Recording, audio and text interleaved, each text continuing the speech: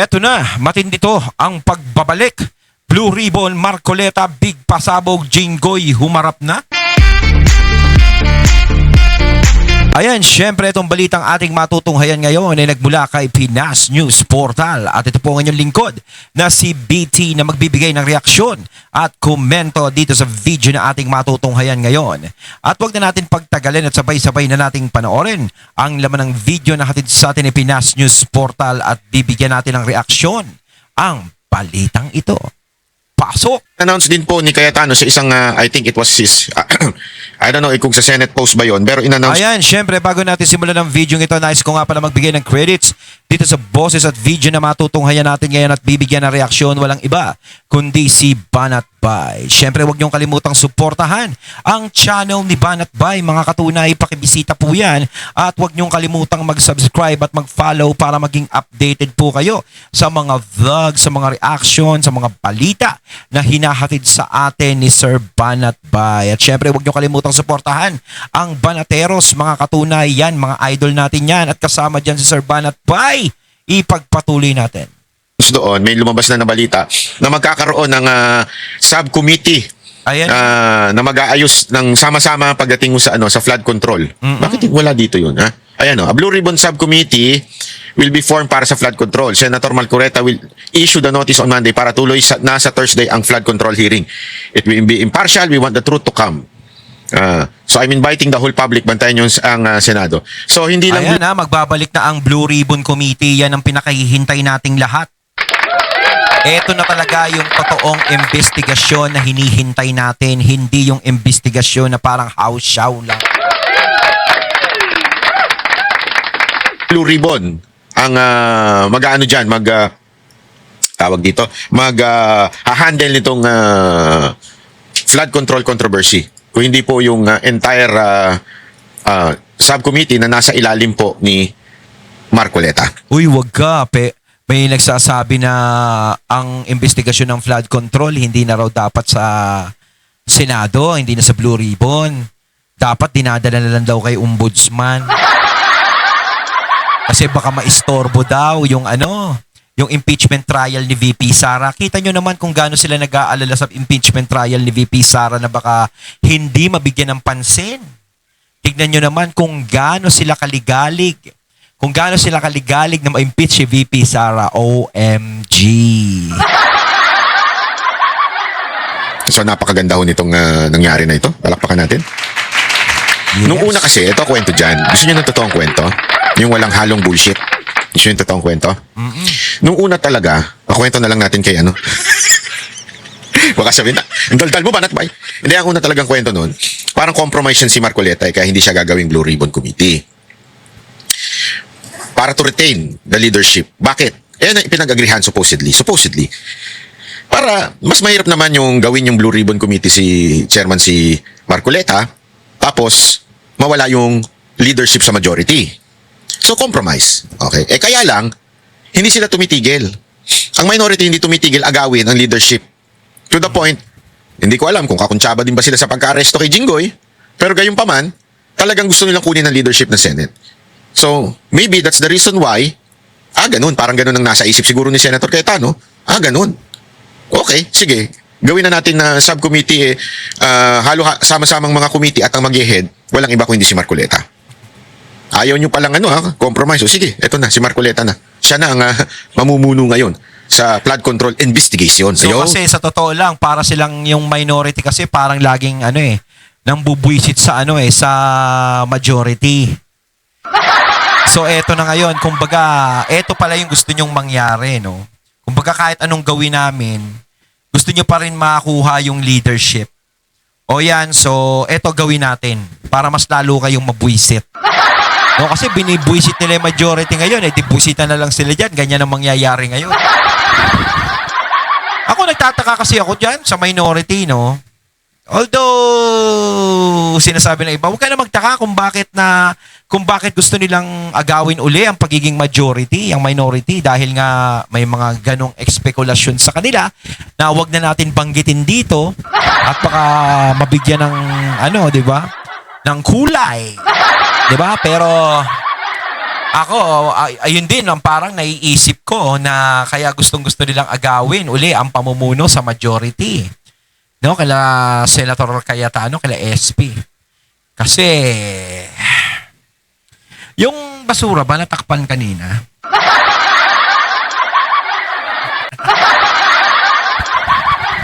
Kasi baka umalingasaw yung basura pag hindi natatakpan. Hindi ko inaano may tinatanong lang akong tao dito kasi tinatanong ko kung yung basura natakpan.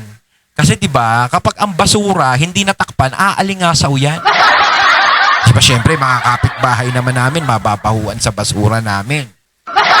Baka sabihin nyo dito yung may ano 'yon? Kasi pinagbibintangan mo kung may pinagtatakpan, hindi. Tinanong ko yung anak ko kung natakpan niya yung basura.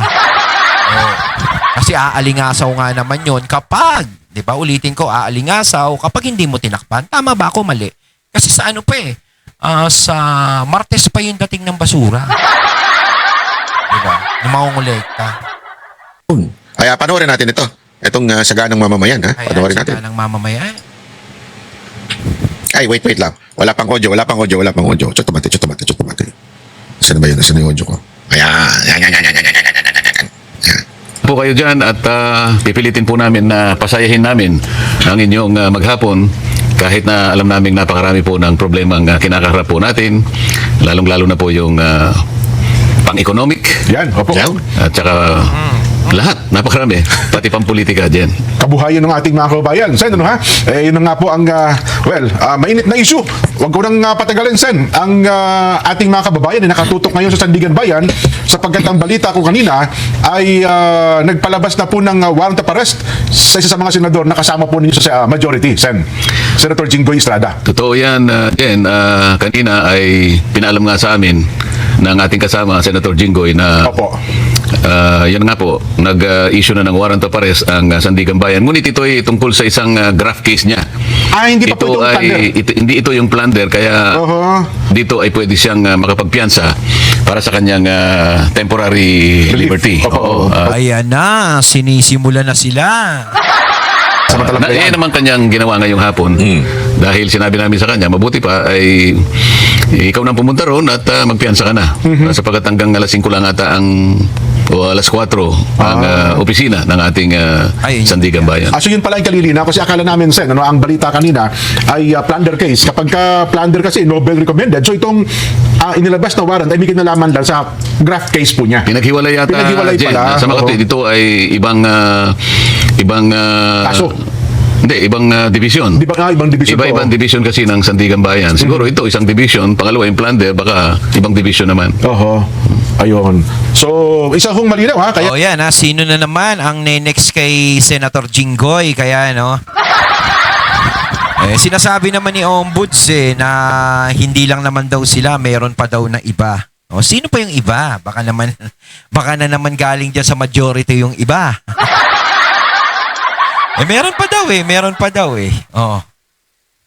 Kaya ipinapakita natin yung video kanina sa Sandigan po yon, live mismo, available sapagkat ang naunang naglabas ng warrant ay itong kaso niya na may kinalaman sa graft, Sen. Pero Jen, hindi lamang yan ang gusto nating sabihin. Opo. Ang mas importante dito ay yung nagaganap sa likod ng pangyayari na yan.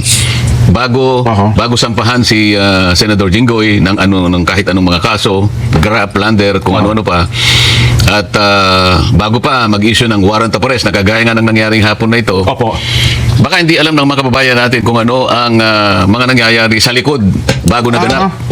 Ang natatandaan ko dyan, Sen, ako, nung nagkaroon po ng botohan kayo sa Senado at nakuha ng grupo po ninyong majority, doon, nung bandang hapon na yon, Sen, ay doon biglang naglabasan ng mga kaso nitong Senador Jinggoy Estrada na ang sabi nga ay maglalabas daw po ng warrant of arrest may kinalaman sa kanyang plunder case nung kayo po na ang majority. Kasama niyo po sa majority. Napansin nyo rin yata Yes po, marami na kapon hindi na, lamang Sen. si Senador Jinggoy, si Senador Joel, ganun din. Opo. At ngayon, mababasa mo, mukhang nasa preliminary investigation stage na yung kay Senador Cheese. Ayan, At opo. maging ako naman, alam na ninyo, di ba? Ay, opo. Pero pag-usapan muna natin yung kay Senador Jinggoy. Meron po ba Kaya ako sinasabi na baka hindi alam, kailangan ipaalam natin sa mamamayan kung ano ang dinanas na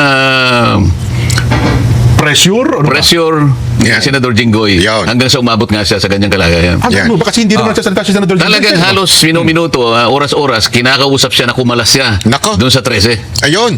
So, may tumatawag po sa kanya, may kumakausap, personal, telepono, ganun po. Lahat ginagawa. Oho. Sabi nila, Jinggoy, Sorry na, wala. napakasimple lang ng problema mo. Okay. Wala ka ng kaso basta kumalas ka lang dyan sa 13. Takbo, ay mabigat. Nako, ang tindi nun, ha? Siguro naman si Senator Marcoleta hindi nagsisinungaling yan. Hindi naman para gumawa ng usap yan na may kumakausap kay Senator Jinggoy na kumalas doon sa 13. Doon sa ating Brave 13 na majority. Diba? So, alam natin si Senator Marcoleta hindi niyan gawain magsinungaling. Talagang direkta talaga magkipag-usap yan, direktang magsalita yan. So parang ginagamitan ng kapangyarihan ng mga nasa majority ngayon. No? Grabe. Oh, yung tipong kapag hindi ka kumalas, kakasuhan ka, itutuloy yung kaso mo, at kapag kumalas ka is okay ka na. Kumbaga ang kaso mo mawawala na. Talagang dito mo makikita kung gaano katatag yung prinsipyo ng Brave 13.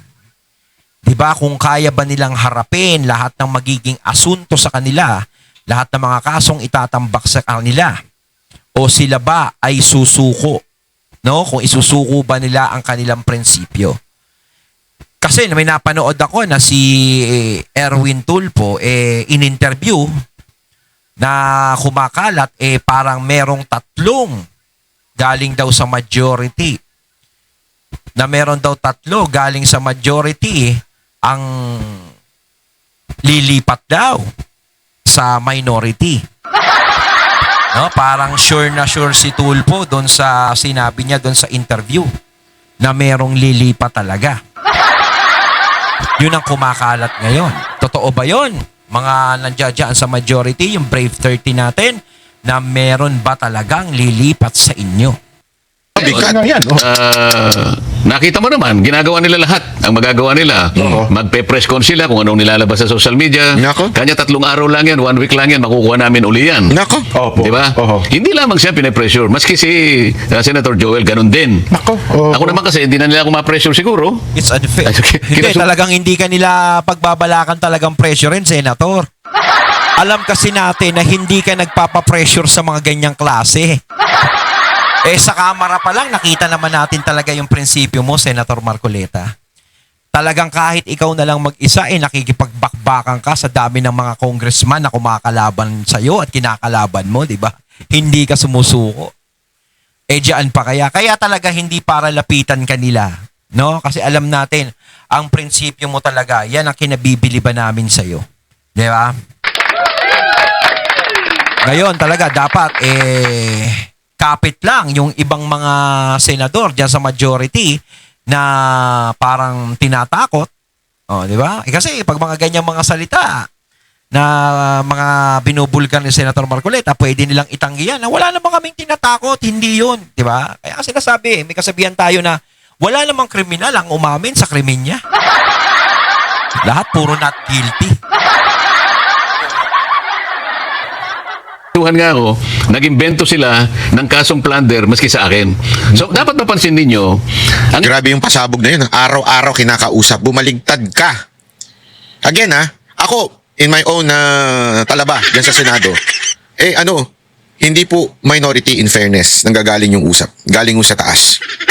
Ay, mali. Hindi pala sa taas. Sa baba pala. Demonyo nga pala yun. lahat ng ito'y ginagawa nila para wasakin nila yung 13. Ano ang magiging dahilan dyan? Ano ang magiging resulta niyan kapag nawasak yung 13? Oho. Eh di sila na uli. Kasi parang kating-kati talaga sila na bumalik. Di ba? Kating-kati silang bumalik sa liderato. Gusto nilang maging leader uli, yung gusto nilang mangibabaw uli, gusto nilang sila yung mga maging majority uli. Hindi natin alam kung bakit kating-kati. Sinasabi ko na lang na hindi natin alam kahit alam natin. Talagang dahilan. Di ba? Kasi sa mga usap-usapan pa lang sa gigilid, talagang yun na yung mga nagiging komento nila kung bakit kating-kati yung majority na bumalik. Ano, sabihin pa ba natin dito? Sabihin pa ba natin? O dito na lang tayo sa pinaka yung rason na pwede. O yung pwede, yung isang rason. Ha? Isa to sa rason.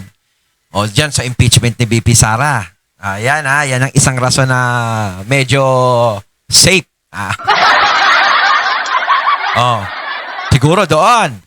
'Di ba? Na kinakabahan kayo baka mamaya kapag ang majority ngayon ang nandiyan at nakaupo sa Senate is talagang mawala ng saysay ang impeachment trial ni VP Sara at si VP Sara ay ma-acquit, mapawalang sala. 'Di ba? Kumbaga, no to impeachment sa kanya. Yun na lang yung binigay natin, wag na yung iba. 'Di ba? Kasi medyo masakit sa damdamin yung iba. It hurts, you know. Natakpan na ba natin talaga yung basura dyan?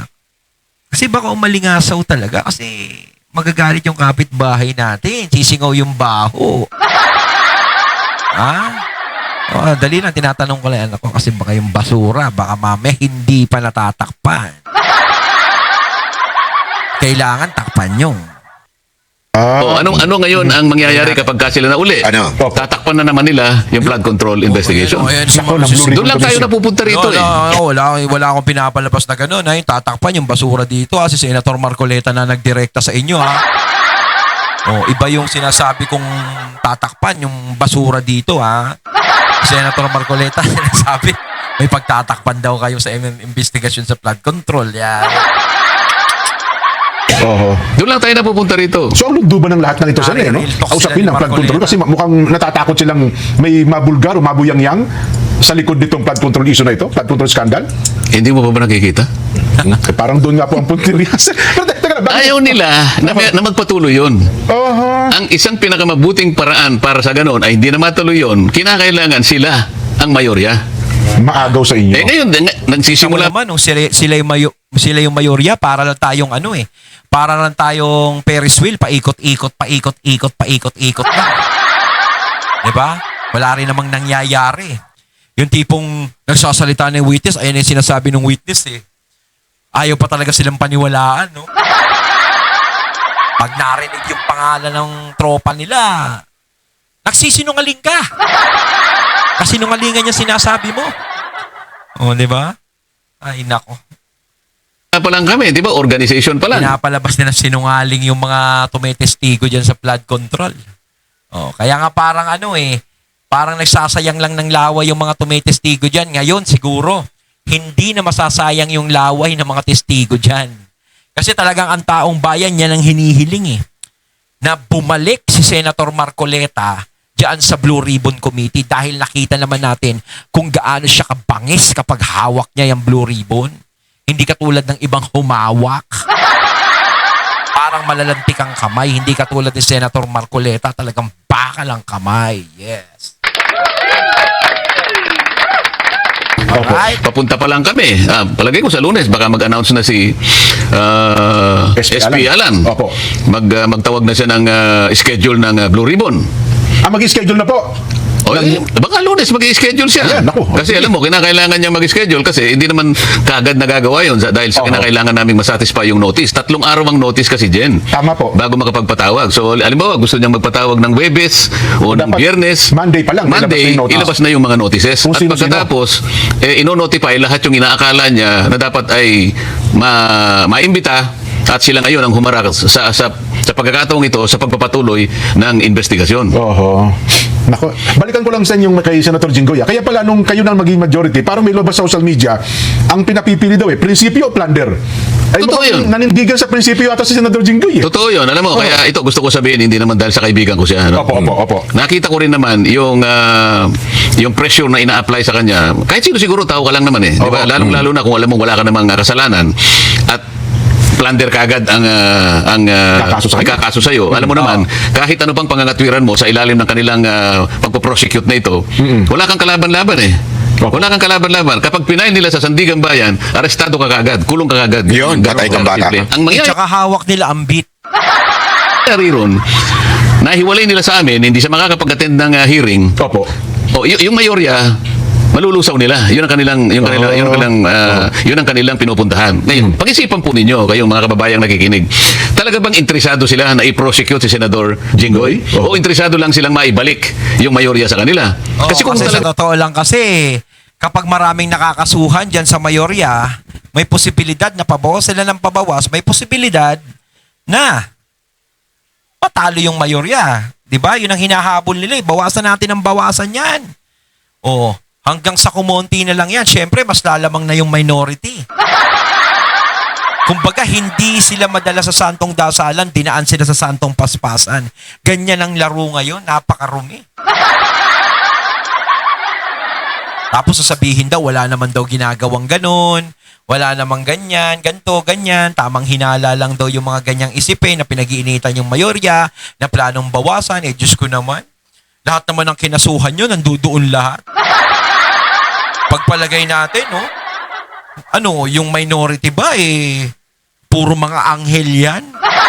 Wala bang ginagawa yan? O wala bang nachichismis na issue sa kanila? Parang nasa majority lahat ng kasamaan? Parang ganon? May kasalanan yung tao, ba't kinakailangan mong gipitin? Ba't kinakailangan siyang umalis? At sasabihin mo sa kanya, parang hindi ka na mahirapan. Ikaw naman, ilang beses ka na namin kinukumbinsi. Kumalas ka lang sa kanila, wala ka ng kaso. So ano ba talagang gusto nila? Gusto ba sa Kamara may gano'n na nai-issue, no? Tapos sa Senado, meron din ganyan, no? Parang mag-isip ka. Pera o bayong? Laban o bawi? Gusto ba nilang malinis talaga kung may katiwalian sa nagaganap sa ating bansa? O kailangan nilang sila yung maging mayorya para pagtakpan ang isang bagay na kinatatakutan nila mula't mula pa? Ito dapat yung pagtukoy, malaman na ng taong bayan kung sino-sino. May idea na tayo, formality na lang ito Opo. Anong dahilan dyan? Bakit pati ako'y kinasuhan ng plunder? Ako na lang kasi ang nagsasabi na ipagpatuloy natin ito. Wala nang iba. Ito yung kinatatakutan nila. Ngayon, kapag ito'y nagpatuloy at natukoy natin sila. Yun ang gusto nilang hadlangan. Yun ang gusto nilang matakpan. Nakita mo naman, nung sila ang mayorya. Nakita mo ba naman, siyam na buwang singkad. Totoo. Kinuha niya yung Blue Ribbon Committee Lang kung nangyari. ano-anong katwiran ng ginagawa, kung ano-anong kadahilanan ng sinasabi, kesyo ganitong gagawin, kesyo pumirman muna kayo bago ipagpatuloy. Anong klaseng pagmamatawid yun? Sa loob ng siyam na buwang singkad din, hindi siya nag-imbestiga, hindi siya nagpatawag. Napakaraming tao ang nagbo-volunteer. Natawagin niyo po kami. At gusto po namin mag-testify dyan sa Blue Ribbon Committee para makatulong po kami sa inyo. Ayaw nilang gawin yun. So ito lamang ang dahilan. Pagtatakip. Kita mo, yung mga gustong magsalita dyan sa blood control issue na yan, talagang nagpipresenta na pero ayaw pang Hay, nako talaga, napaka-pinky naman ito. Ito kulay pink, Pinky! Ito sinasabi ko, baka ibang pink. Iniisip nyo. Nako, At ang pinakamabisang paraan para matakpan yan, kung hindi man gusto nilang patayin kaagad yan, ang issue na yan, sila na naman ang mayorya. Nako. Ngayon ko na-realize yan. Tama pa rin sabi mo. No? Kung ako si Senador Jinggoy, sa tindi ng pressure na yan, baka babawi din ako. Di ba? Mabigat yun. Wala muna doon sa punto na yun. Kaya gusto kong pag-usapan muna natin itong ginawa sa kanya. May isang bagay pa akong gustong sabihin. Ito. Hindi ko akalain na ganun kalakas din ang loob ng taong ito. Yun na nga. Siguro kung sa iba nangyari ito, napakadali na wag kang magpakulong. Oo naman. O baka sakaling bukod doon, baka may ibigay pa silang pabuya sa iyo. Lilipat, gano'n lang naman pa. Pero dahil alam niya yung pinaglalaban namin. Prinsipyo na po ito. Alam niya prinsipyo yung pinaglalaban namin. Sabi niya, nung isang araw narinig ko siya, magpapakulong po ba kayo pag magpaparesto kayo? Sinabi naman niyang maliwanag, if this is the price I had to pay, so be it. Yun, So kailangan po malaman ng tao na siya ay talagang nanindigan. Hindi siya kumalas sa amin. Kahit na siya'y makulong pa, hindi siya lalabas, hindi siya kakalas sa aming grupo na labing. Yan ang senador. Senator Jinggoy. Talagang kahit na magkaipitan na, kahit na ganyan ang ginagawa sa kanya, is hindi siya bumabaliktad. 'Di ba? Kumakapit pa rin siya sa katotohanan. Yun ang senador. Yun ang may paninindigan. Yan ang sinasabi ko mga katunay, habang tumatagal nalalaman natin yung mga tao na dapat nating pagkatiwalaan sa mga susunod na eleksyon. 'Di ba? Meron na tayong mga hint sa pagboto natin. Kaya ingat-ingat naman tayo sa pagboto kung magkakaroon ng eleksyon. Kasi natichismis, 'di ba? Meron doon Noel, ganyan-ganyan. O pero sinasabi hindi naman daw totoo. Sana hindi nga totoo. 'Di ba? Tatlo kami. Grabe, no? Well, again, Galing, ano? Hindi, matindi yan. Kasi, isipin mo, palit lang, oh. Isipin mo, sabihin mo, lipat lang ako kasi I think, katulad ng mga diskarte ni Richard Gomez, di ba, na is for my constituent, gano'n. Bigla Ayun natakot. si kay Kamandoloko. Ay, mali. Kamang gagamit, hindi pala, kay kamang gagamit. Tinignan namin ng ebidensya, kaya pumirma kami sa impeachment, yung mga ganyan. Di ba? Mga loko-loko. Kaya mo ng kaso, ganyan. O gusto mo ng maleta. I mean, hindi ko sasabing nakatanggap ng maleta yung mga ina. Hindi ko sasabi. Sasabi ko lang, madali magpalusot. Madali magpalusot pagka para lang bumigay sa kung anumang dahilan, di ba? Pero to si Senator Jinggoy, kahit ano daw mangyari, kahit makulong pa siya, di siya lilipat. Yun ang matindi. Yan naman yung, hindi Yun alam ang mo, prinsipyo. Ayun, at ating natunghayan ng video na nagmula kay Pinas News Portal at syempre natunghayan natin ang boses at video na yun na binigyan natin ng reaksyon na nagmula kay Banat Bay. Kaya mga katunay, anong masasabi nyo tungkol dito? Comment lang po kayo sa comment box. So once again, I'm BT and I'm out.